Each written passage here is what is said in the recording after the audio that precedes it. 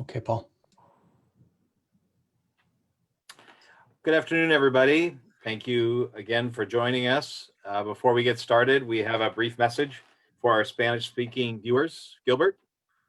Gracias, Paul. Buenas tardes y bienvenidos a la sesión informativa donde la doctora Mase nos dará una actualización sobre el coronavirus. Esta actualización se está transmitiendo en vivo por nuestro canal de YouTube con interpretación al español. Para escuchar la versión en español, puede usar el link de YouTube que se encuentra en la página de Facebook del Condado de Sonoma. Gracias. Paul?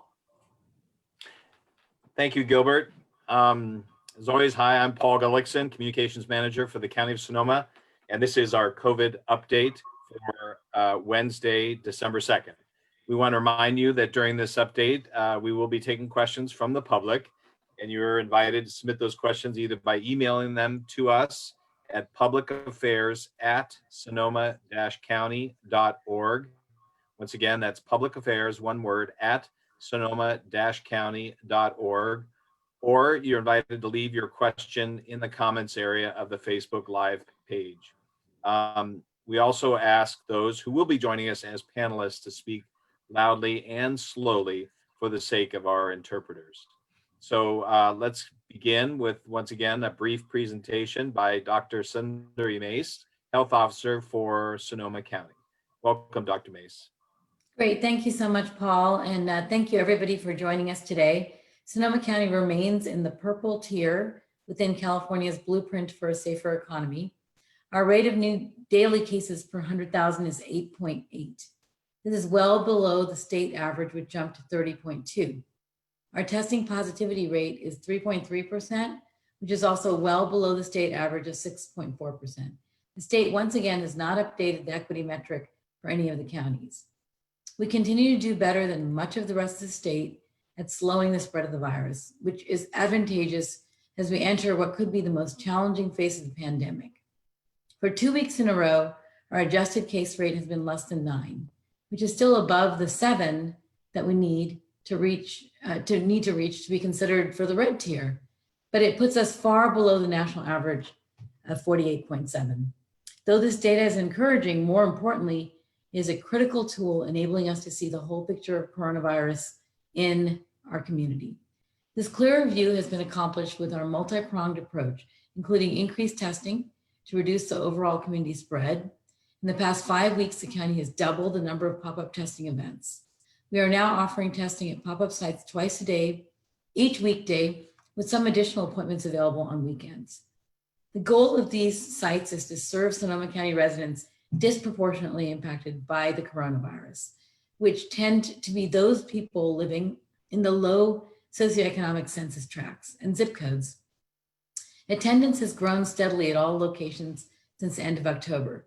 Saturday pop-ups have been added in rotating locations to provide testing opportunities for our essential workers who have difficulty accessing the weekday testing sites.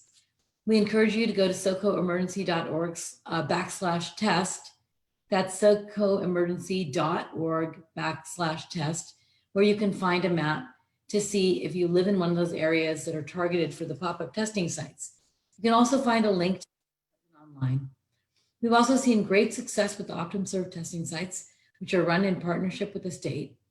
OptumServe is operating 2 testing sites, one in North County at the Bluebird Community Center in Windsor, and one at the Santa Rosa Fairgrounds, which will be expanding on Monday to handle 50% more people.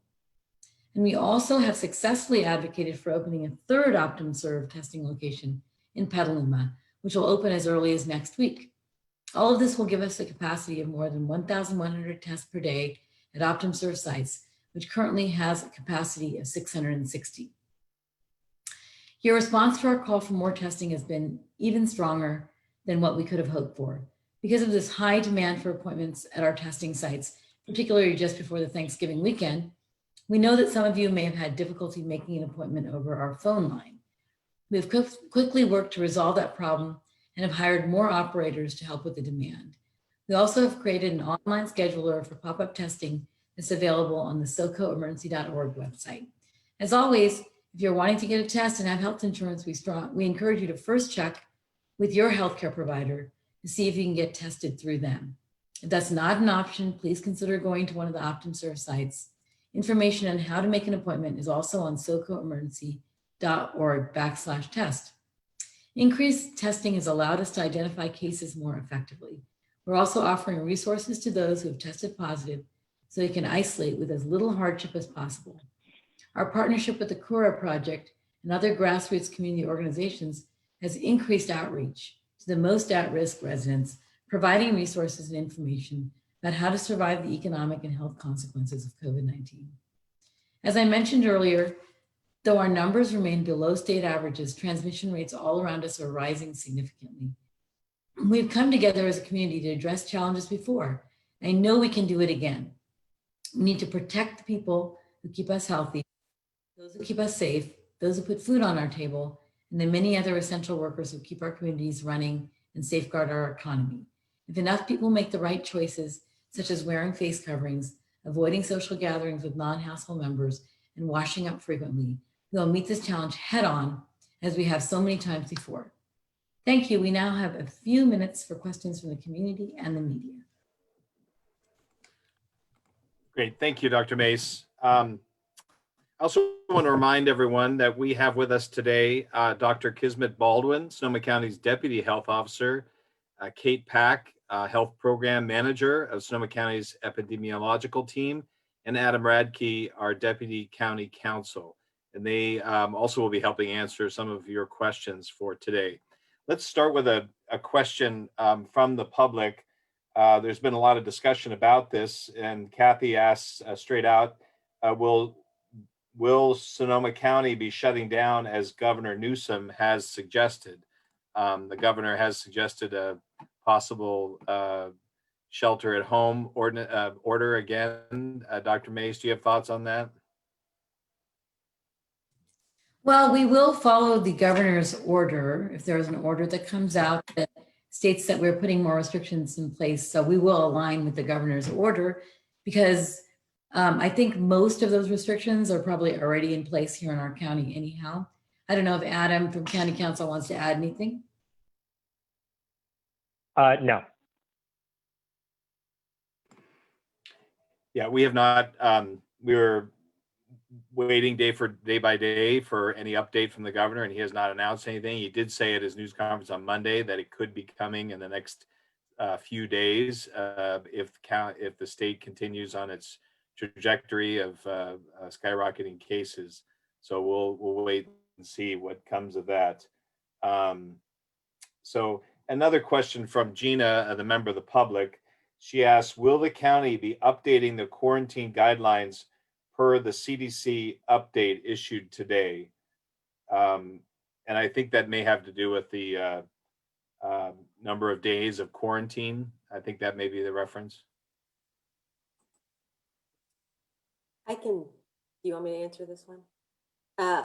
I've taken a quick review of the CDC's updated guidelines. I think at Public Health, we'd like to delve into it a little bit more, fully review it, and then make any necessary changes based on that.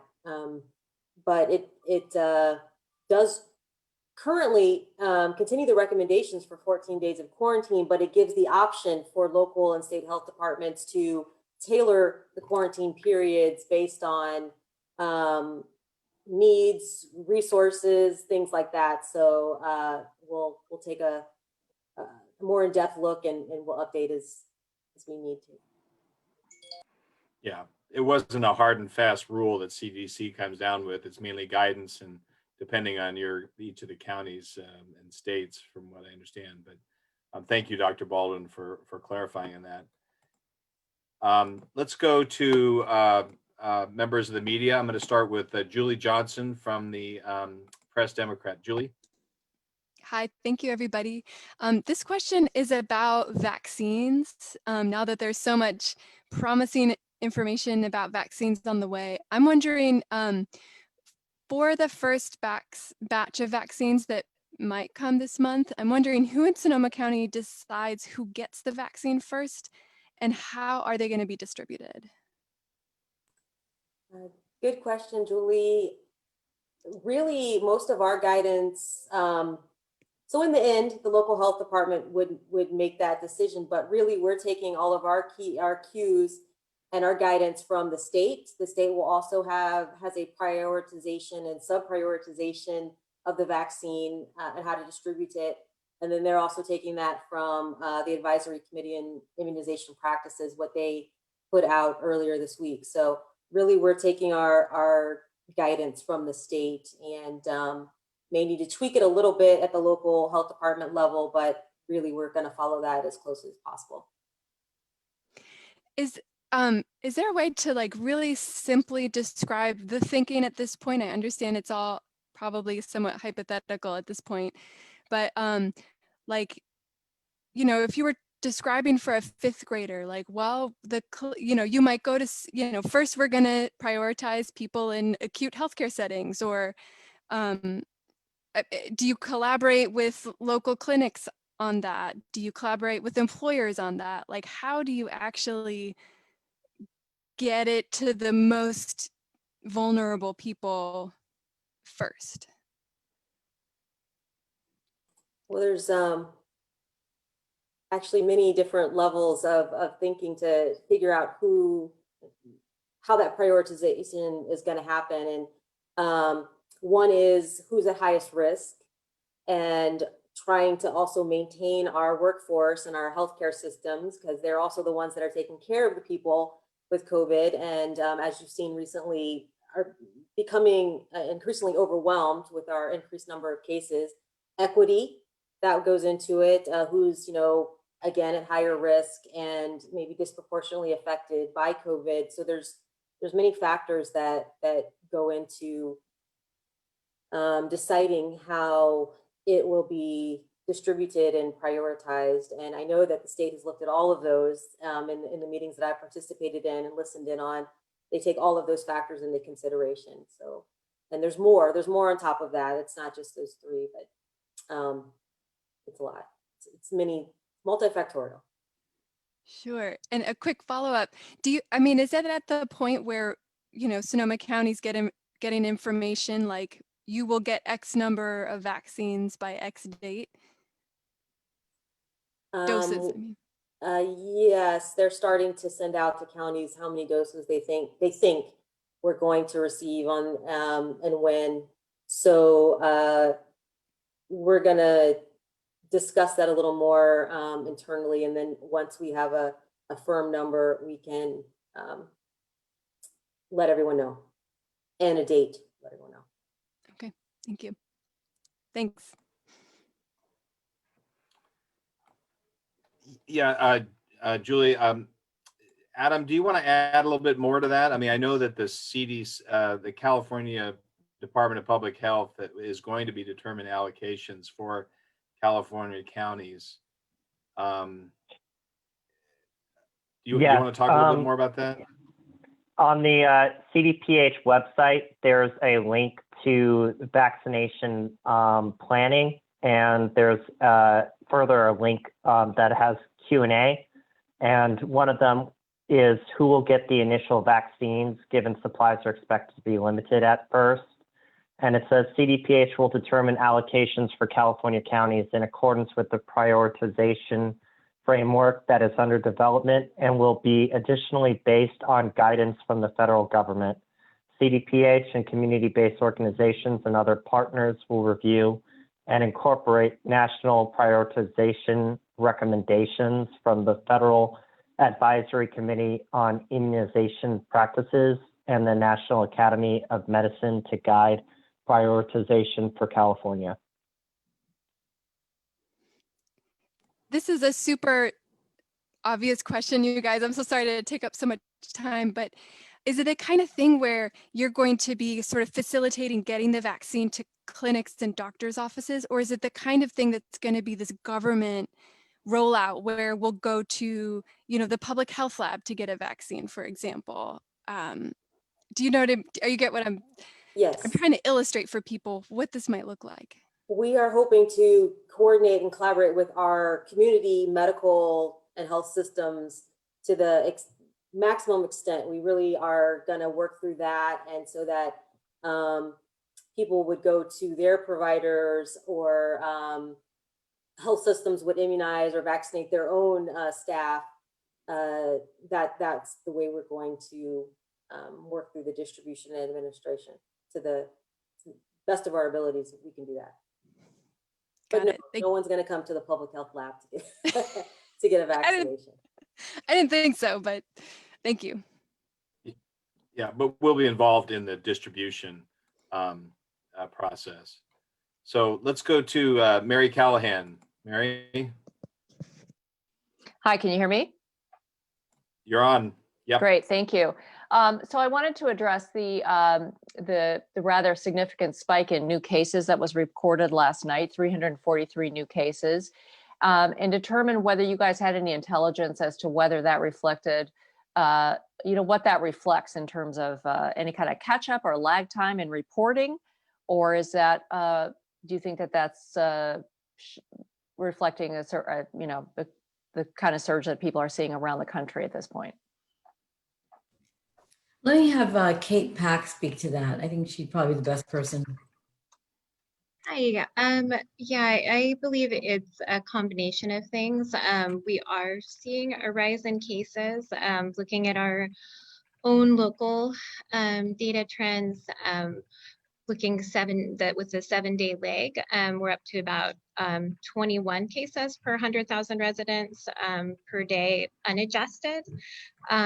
That bump, though, that you're referring with those cases, I think it's due to the increase, but also with the Thanksgiving holiday, some labs were closed. So the processing time as labs were moving through that data, it's possible that we're seeing a bump that's due to some of those lab processing times, maybe seeing a little bit of a spike in cases in terms of when they're reporting those cases. So it's likely a combination of factors. So both that we're seeing some increasing transmission, but also that we just did have that holiday last week, which may have made some cases bump up a little bit just due to lab issues. Are you seeing any change in the level of asymptomatic individuals who are becoming infected, or any change in sort of the age range or anything that would reflect a shift in how this is being transmitted? No, we're seeing the majority of our cases are still, they seem to be among, we're starting to see a little bit more cases among younger individuals, but it's still that 18 to 44-year-old range where we see most of our cases. We've seen a little bit of an increase in terms of cases due to gatherings. That has bumped up a bit, particularly towards the earlier part of November. We're seeing that about 15% of our cases were due to gatherings. But other than that, our trends are, in terms of where we're seeing transmission coming from, are still holding pretty steady from what we've seen prior, with about 42% of the cases due to household transmission, still seeing workplace transmission. And then we do have a portion of our cases where the source of transmission is unknown, just because during that case interview, we don't have enough information provided to really be able to make a good determination of where that source of transmission is coming from, just because somebody may not recollect where they've been, or they may not feel comfortable sharing those details with the contact tracer or engaging with the contact tracer. And in terms of hospital capacity, it looks like hospitalizations have increased a little bit, though we haven't reached where we were last summer. How concerned are you? That's obviously the hospital overwhelm is the biggest concern. How much hesitation do you guys have about that? So yeah, our hospital, and Dr. Mase, feel free to jump in. Hospitalizations have increased from about 30 to 40. So as you said, we are not up to the levels that we were seeing, back earlier in the summer. But yeah, it is trending in the direction we wouldn't want. At this point, though, the hospitals are feeling comfortable in terms of their surge capacity to respond if those cases increase. When the dashboard says that there are 3 ICU beds available, does the surge capacity include ICU beds? So yeah, there's the ability to search to expand ICU beds. When you see that there's 3 ICU beds remaining, that's 3 staffed ICU beds. So there's the capacity of hospitals to add additional beds and expand that capacity. It's just looking at when the dashboard's referring to staffed beds that that are ready to go right now, that hospitals can expand out the beds and capacity that they have to serve patients, given a little bit more time. Thank you so very much. Okay, let's go to a couple of questions from our viewers in the community. Mike asks, when can I expect to see a vaccine here in Sonoma County? I have been in my house now for months. A lot of people feel. Dr. Mase, what do you think? Well, I'm going to have Dr. Baldwin answer that since he's Okay. leading that effort.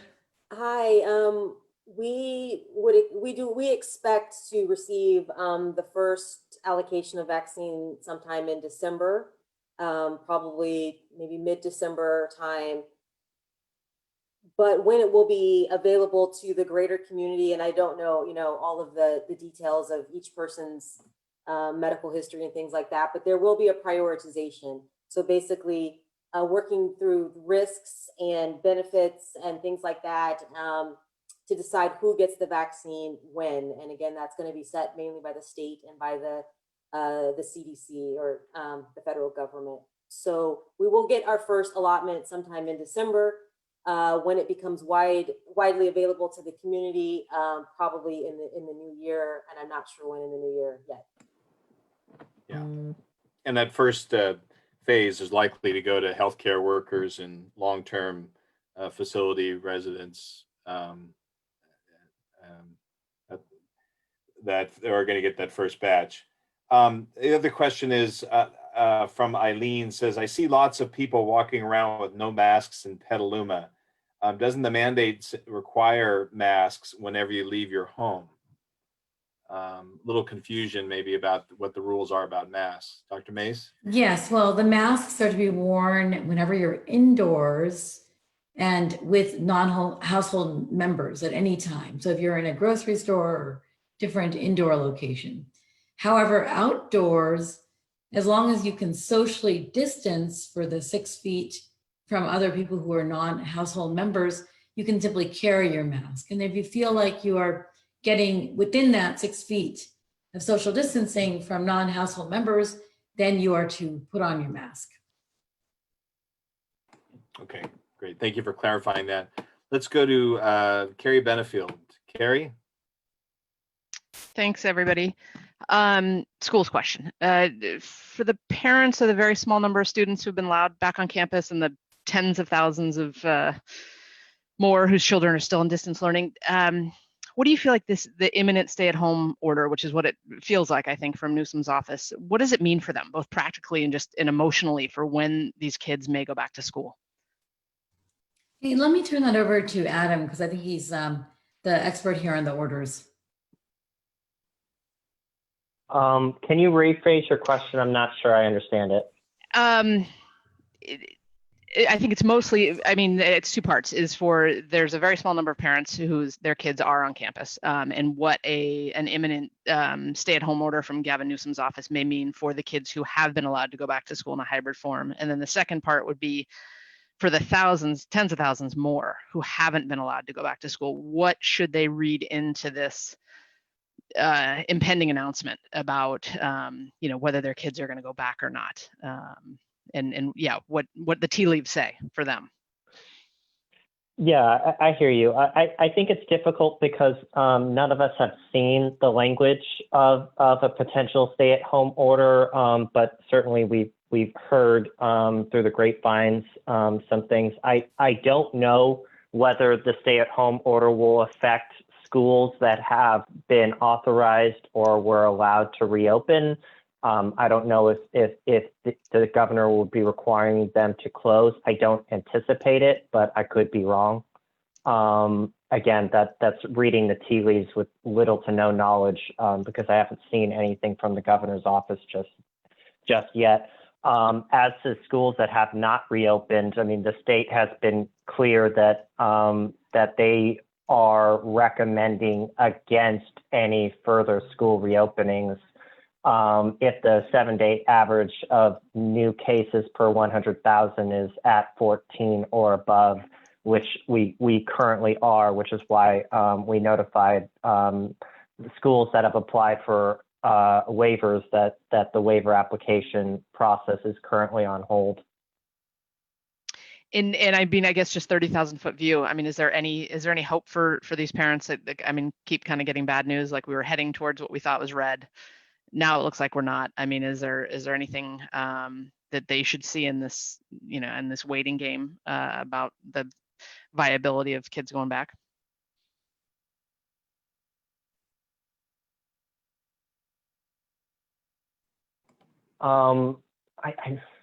I mean, Dr. Mase, do you have anything to add? I don't really know if I have anything to add from a legal standpoint, but from a public health standpoint, do you have anything?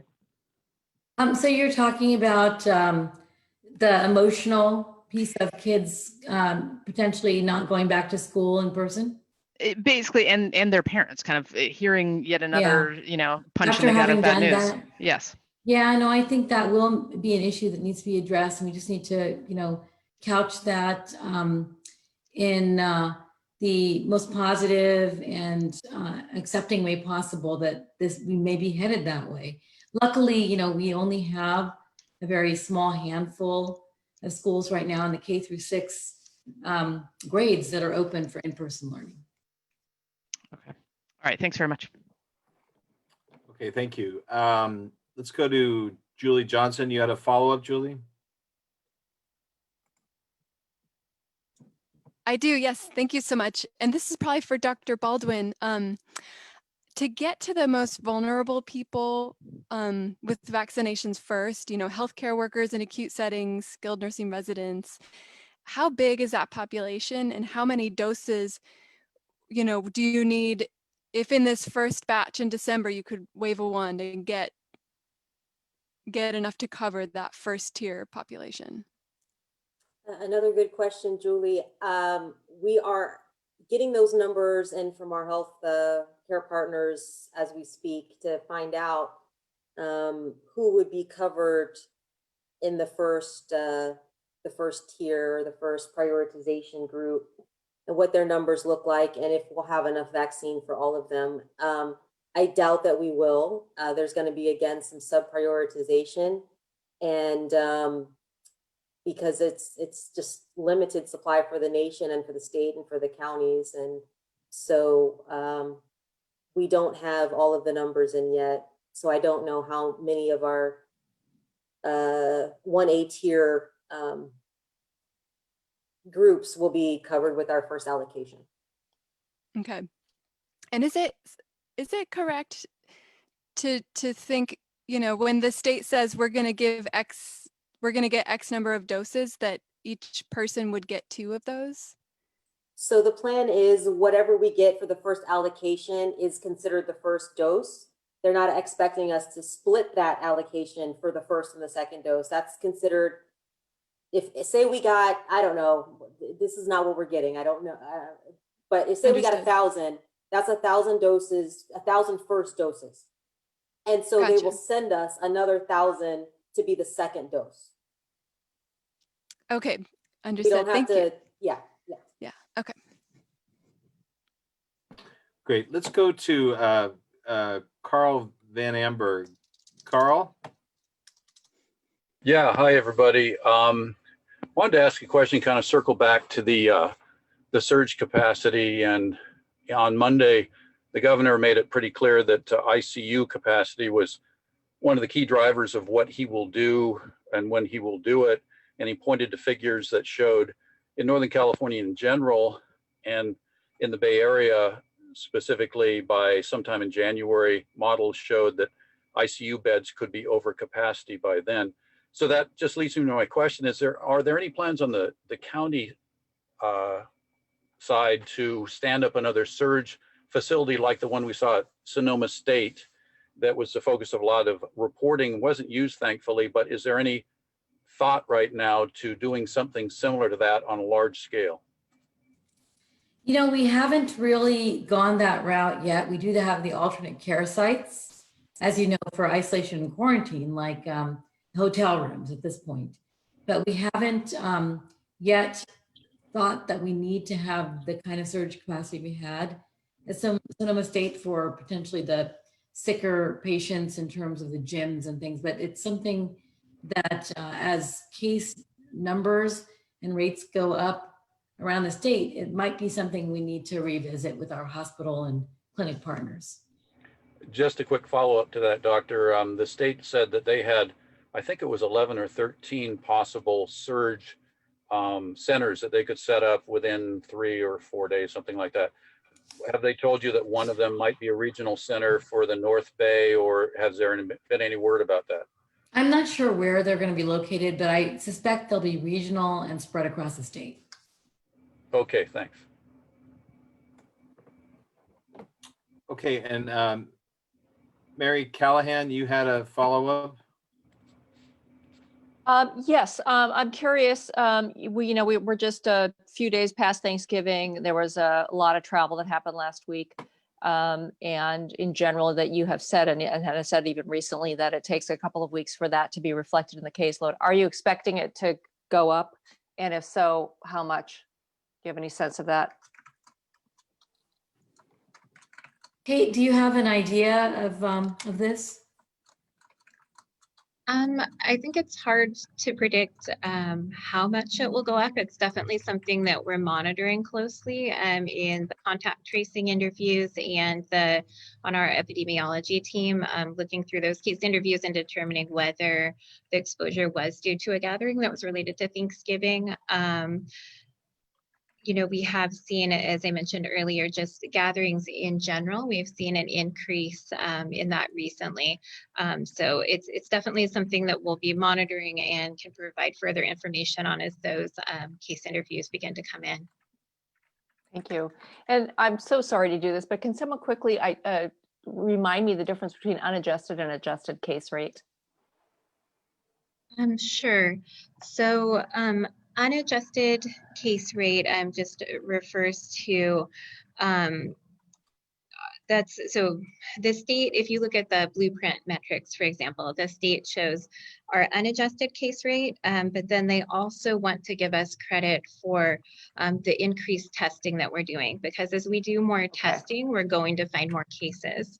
So what the state does is they look at our testing volume, and right now our testing volume is over 500 tests per 100,000 people in our population. That is, I believe, more than double than the state's average testing volume right now. And when you're over double the state's testing volume, what they do is basically cut your case rate in half, as when they're your unadjusted case rate. So they're applying a factor to adjust it. So it's basically multiplying the unadjusted case rate by 0.5. So you can more fairly compare it to other case rates.